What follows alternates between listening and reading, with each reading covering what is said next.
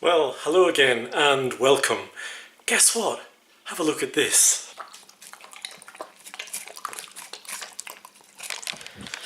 Yep, you've guessed it. Due to me having to look after this little 9-week-old beastie, our new Beagle bushcraft buddy, I believe it's going to be 18 months before I can trust him in the forest. But never mind, short leads for 6 to 12 months. Medium length leads from then on, and absolute trust by the time it's a year or a year and a half old, depending on the nature of the animal. This one's feisty, likes his food obviously, but very nice dog. At 9 weeks it's virtually 80% house trained, just the occasional mistake if I'm not keeping an eye on it. But you know, because of all this upheaval, my wife and I are partly confined to barracks. So today I thought I would try and take an hour out at least to go out and show you how you can convert a regular estate vehicle or MPV into a stealth urban bug out machine. Stand by.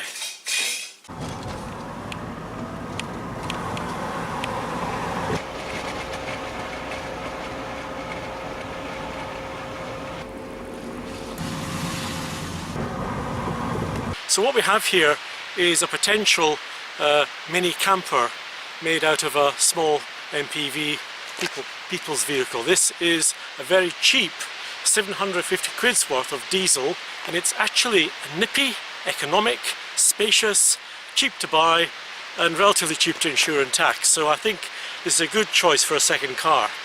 Now we'll have a look round about and inside the vehicle and see what we can do to convert it from a standard vehicle into a camper. It's not a bug out vehicle obviously, because bug out means sleeping with the bugs. In here it's luxury, it's glamping. Come and see. So as you can see, there's 3 rows of seats. This lock goes flat in an instant, the forward slides to the front, and you've got basically a van. The seats come forward to vertical.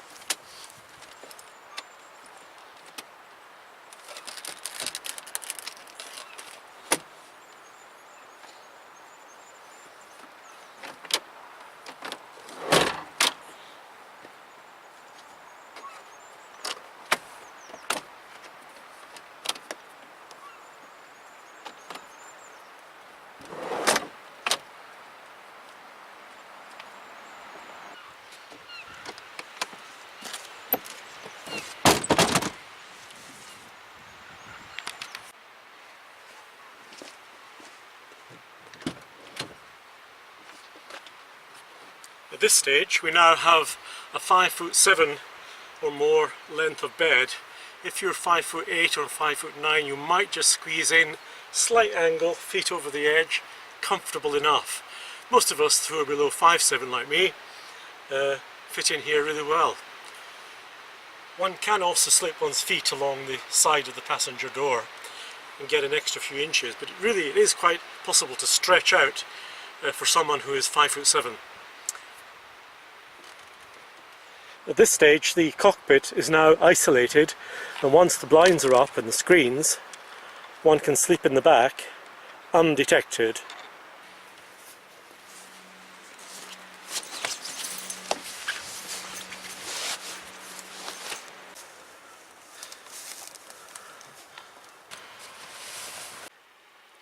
On the back windows we have screens which help give some privacy.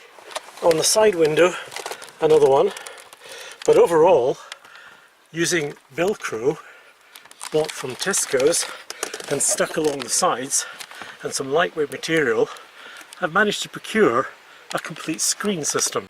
And behind the one seat that I've retained for comfort and sitting upright for putting boots on and off in bad weather, keeping out of the elements, behind here is the complete Bergen.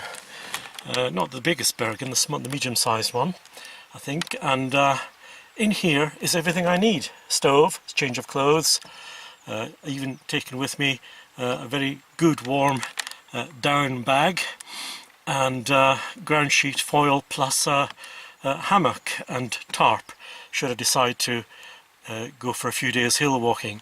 So it's possible to get your kit tucked in behind the back chair.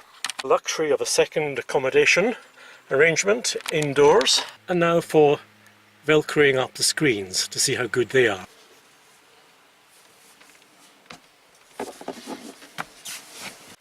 So the material is just simply the kind of stuff you get in a garden centre. It lets just a little light in, but gives you complete privacy. It's very, very lightweight and therefore able to be supported by the stick-on Velcro tabs. And here are the tabs. They're reasonably cheap and they're very simple to attach. And believe it or not, because the material is slightly coated and lightweight, they stick to this as well. So that's the solution. I think the heavier choice of material, you know, complete blackout material, might be advisable for complete stealth in an urban environment, but they might be a bit heavier, so one would have to find a different perhaps solution of attaching the Velcro, perhaps staple the Velcro to the material, but it was still perhaps possible to assemble it against the side of the vehicle.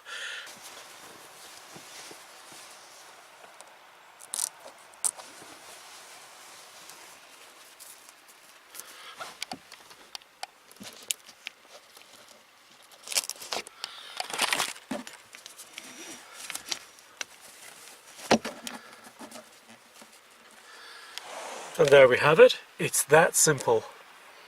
3 tabs at the top and you've got absolute privacy in the sleep area.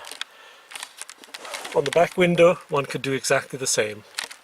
And when lying down, the front chairs are so high up that it's possible to look directly down onto the sleep mattress and pillow. So you do have privacy.